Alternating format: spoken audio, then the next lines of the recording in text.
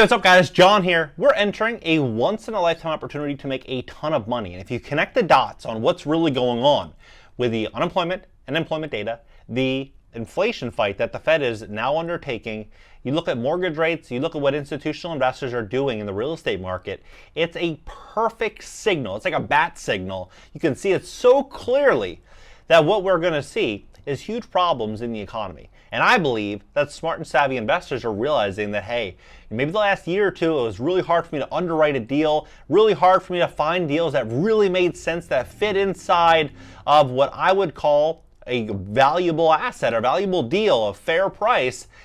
And now I sat on the sidelines, I'm still hoarding cash, building out my credit score, getting it to a point where I'm going to be able to get desirable financing, and I'm waiting for that house of cards to fall, that is the economy. And it looks like that's starting to happen right now.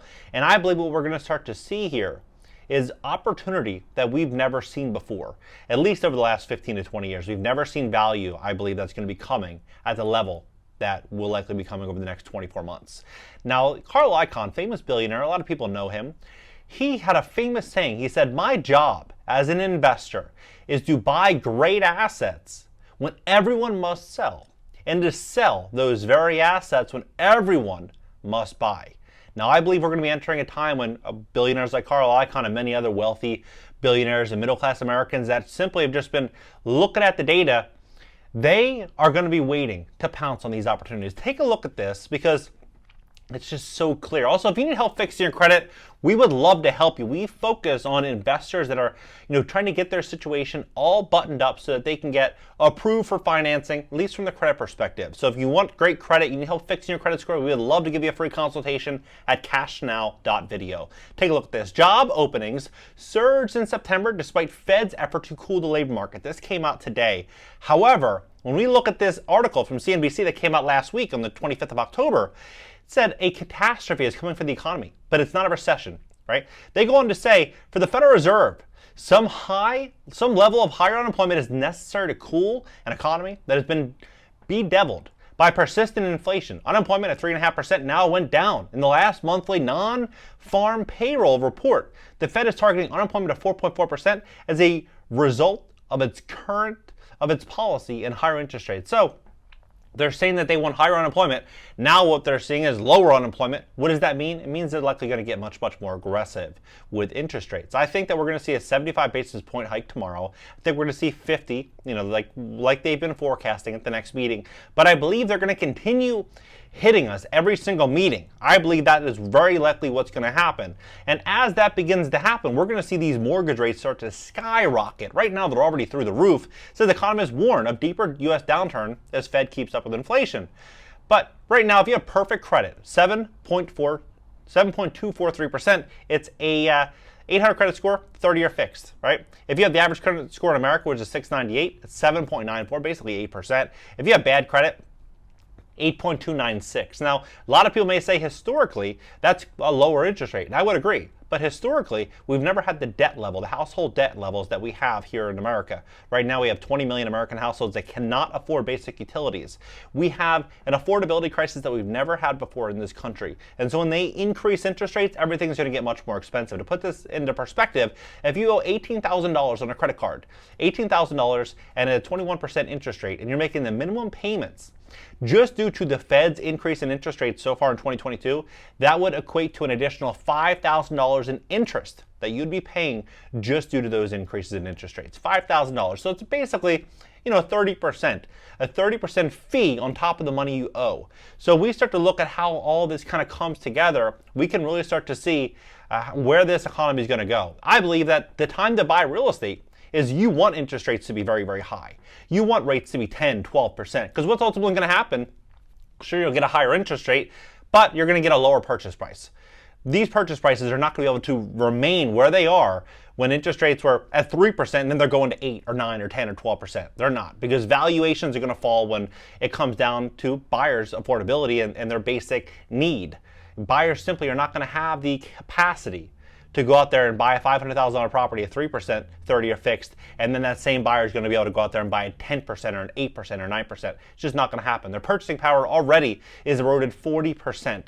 So when we start to really add this up, we're going to enter a situation in which we're likely going to have a lot of property owners that are going to be pushed to the breaking point, and they may have no other alternative but to sell. And if they do, there's going to be less available buyers that are going to be able to purchase these properties. Home prices are falling faster now than in 2006. Redfin's CEO just revealed why.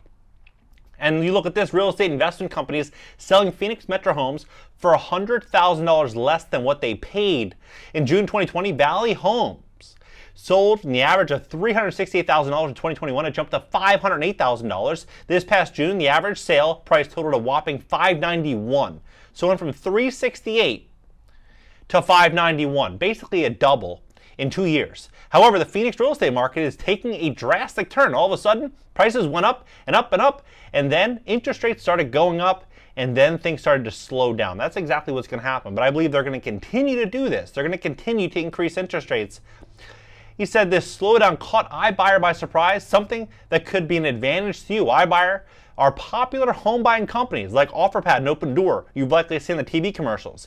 He said he believes that iBuyer, like Open Door, should be concerned, saying that their business model doesn't work.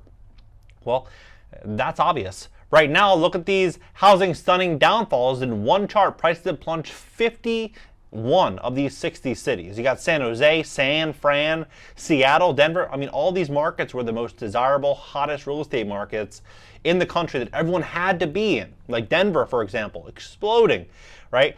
San Diego, Portland, Las Vegas, Phoenix, Colorado Springs, Sacramento, Los Angeles, Tucson, Washington, D.C., Riverside, Boston, all these hot real estate markets, they're getting the air pulled out of them. So this is what I think is going to happen. I believe we're going to likely see values continue to fall. I believe rates are going to continue to rise. I believe we're going to start seeing a lot of the smart money sit on the sidelines and wait until there's real blood in the streets. Like Amschel Rothschild once said.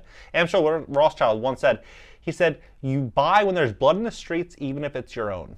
And I believe this is what's going to happen. So if you're a smart, savvy investor, when everyone's afraid, when everyone's talking about doom and gloom and the end of the world, that's when you want to go out there and buy. That's when you want to go out there and invest. Same thing happened in 2008. The time to make big money was when everyone hated real estate.